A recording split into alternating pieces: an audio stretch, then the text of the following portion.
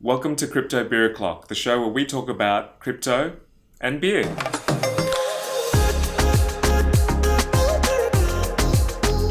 Last time we had Vic Bitter, and what beer did you choose this time? So today I've chosen Victoria Bitter. Victoria Bitter is brewed in Melbourne, from my hometown, and it's a classic Australian beer.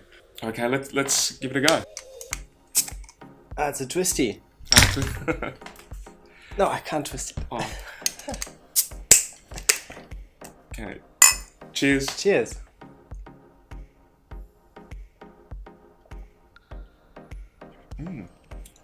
Initial thoughts? For an Australian beer? Alright. It's okay. Okay, it's not as refined as the Bitburger, I don't think. Let's see how it progresses during our chat. Yes. Okay. So have you been working on any ICOs or looking into any ICOs recently? I'm not so much an ICO guy, not really, no. How about you? Yeah, I've done a few. One coin has just been released. It's called Credits. Have you heard of Credits? I've heard of it, yeah. I think they have a very fast network, don't they? Yeah, it was okay, so the Credits platform presents a solution to financial services and has a mission of opening up the market and potential for blockchain technologies in various industries. It offers consolidated approach to these issues and challenges by doing the following: achieving new network parameters, increasing speeds up to 100,000 times faster, and lowering operations cost to as low as $0.001 so a tenth of a cent. That's very cheap, huh? Pretty cheap. Yeah, so it has a lot of promise, and so far I've made 3x on my initial investment. So Congratulations. Thank you.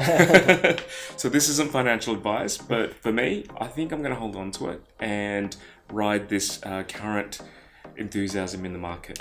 So yeah, so if they can hit 100,000 transactions in a second, then who knows? We might be all trading credits. Yeah.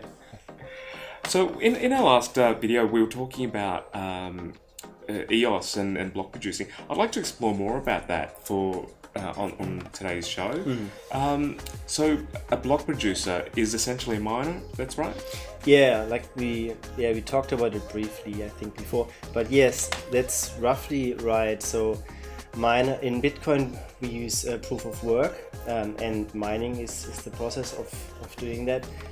With, for example, EOS, we have delegated proof of stake, and the current consensus, initial starting consensus is to have 21 block producers to run the network. So it's not a competitive process. Like with proof of work, it's about hash power and who has the most power and is going to be the fastest to calculate the next block.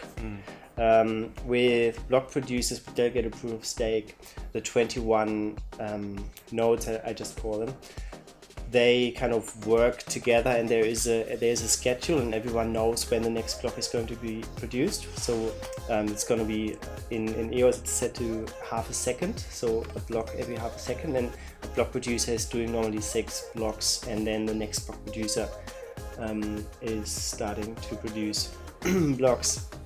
So that's roughly how it works. Yeah, and the block rewards, does it get distributed evenly, do you know? Or? Okay, so yeah, that's again another topic.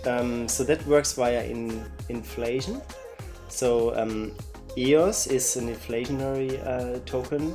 It's not a fixed inflation. It goes from like between 1% and 5%, which I think also depends on the price of the token. A lot of that is not fully defined yet. A lot of that is still in discussion and not set in stone. And so an inflationary token means that there's more coins available. Yeah, yes, exactly. Yeah. So And with Bitcoin you have 21 million coins, and that's fixed. With EOS you will have more and more coins. right, okay, so Bitcoin's deflationary, this one's inflationary. So what are the benefits of having an inflationary coin? Well, you need to.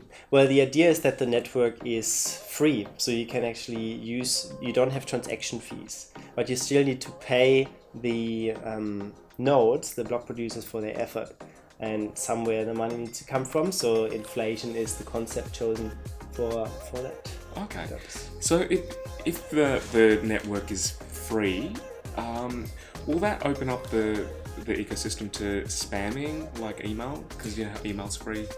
They have taken lots of different countermeasures. I don't know all of them, but basically you have to hold some EOS tokens to have a capacity on the network, and depending on how many tokens you have more or less capacity on the network, and you need to lock those tokens in.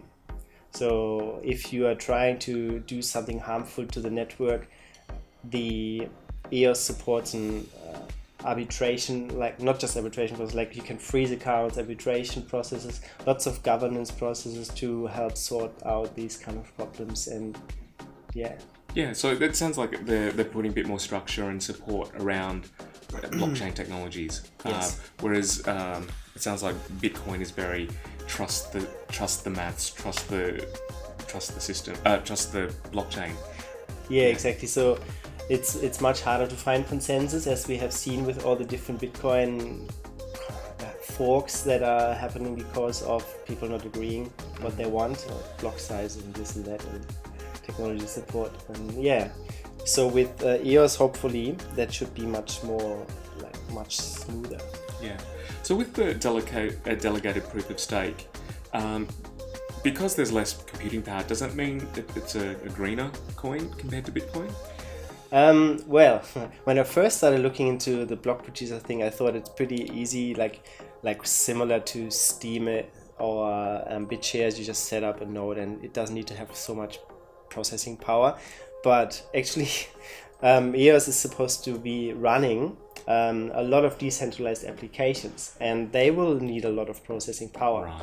Which means maybe in the beginning there won't be too many, and you can start with a relatively small block producer node, but in the end you will need to run whole data centers that are running all the different distributed apps on the network. So it will be like you're pretty much running a data center. You're not just having one node that you need to manage. There's a lot to consider, and a lot of problems about load balancing and this and that are not even solved yet, and are in early stage discussions and experimentation. Yeah.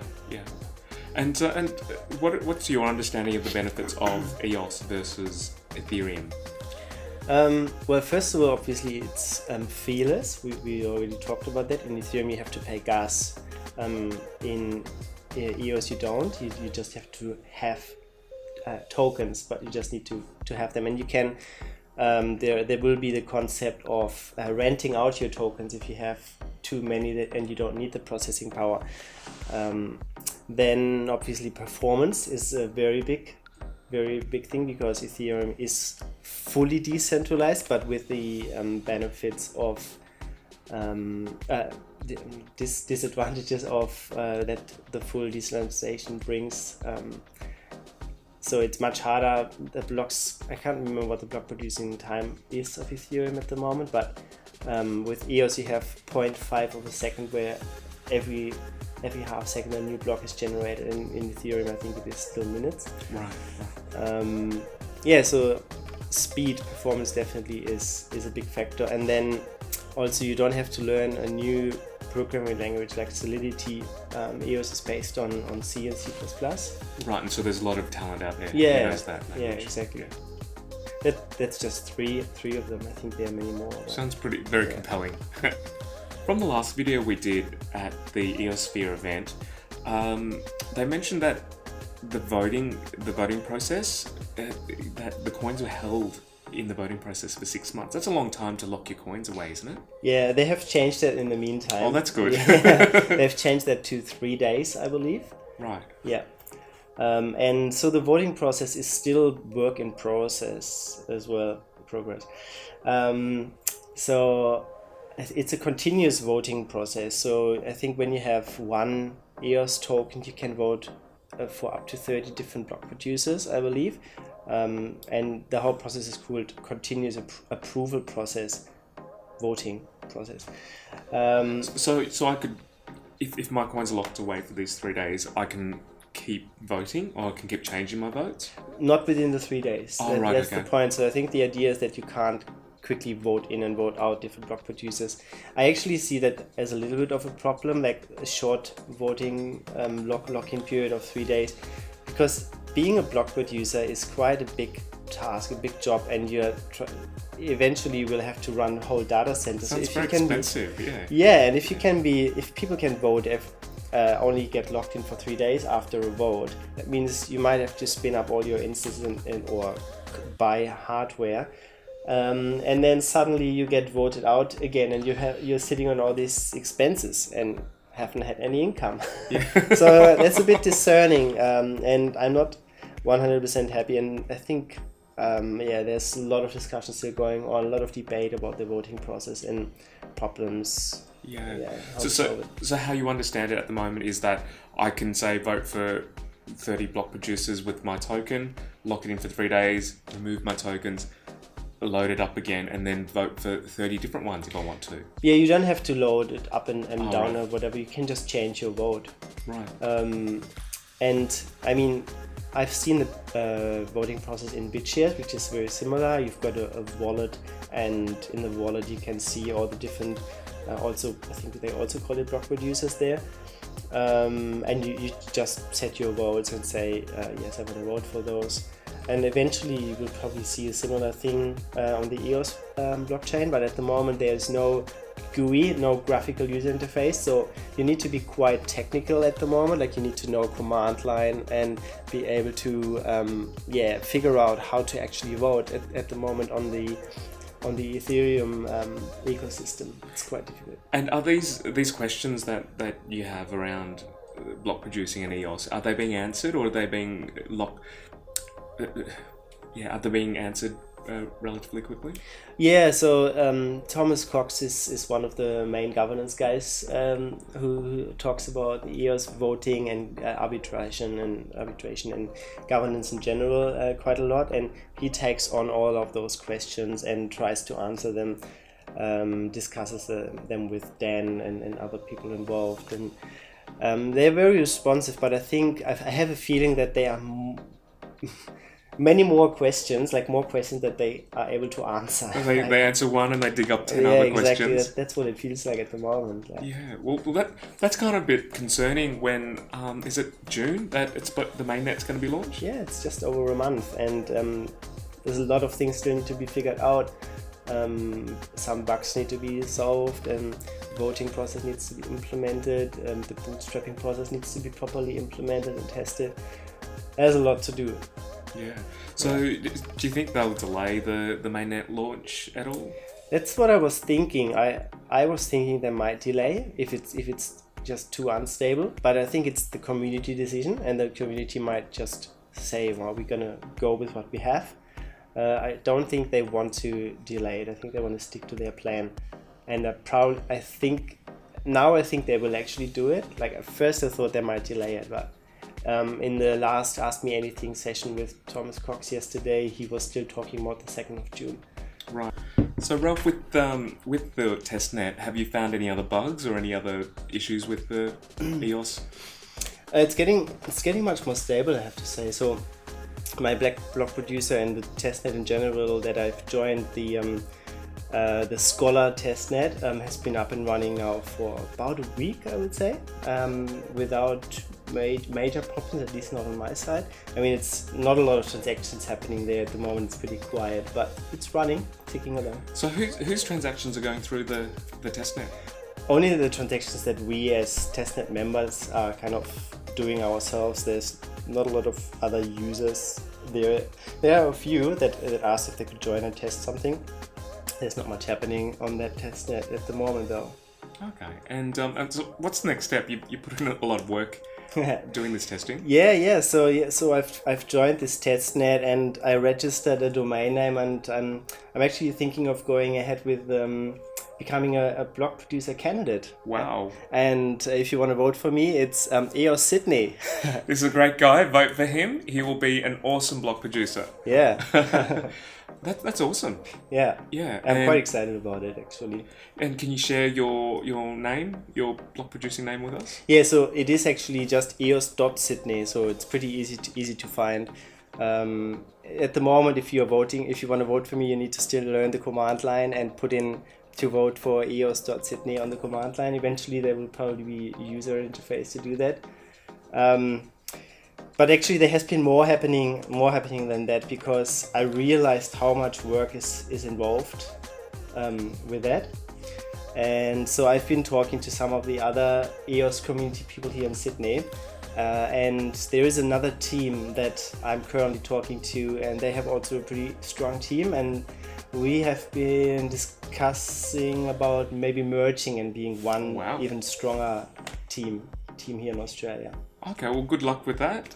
You heard it first here on Crypto Bureau Clock, and so hopefully in the next episode we hear more about your adventures with this other block producer candidate. Yeah, happy to explain more about that. Cheers. So on to the VB, the Victoria Bitter. What do you reckon? Well, Victoria Bitter is not one of my favorites. I might give it 3 out of 5.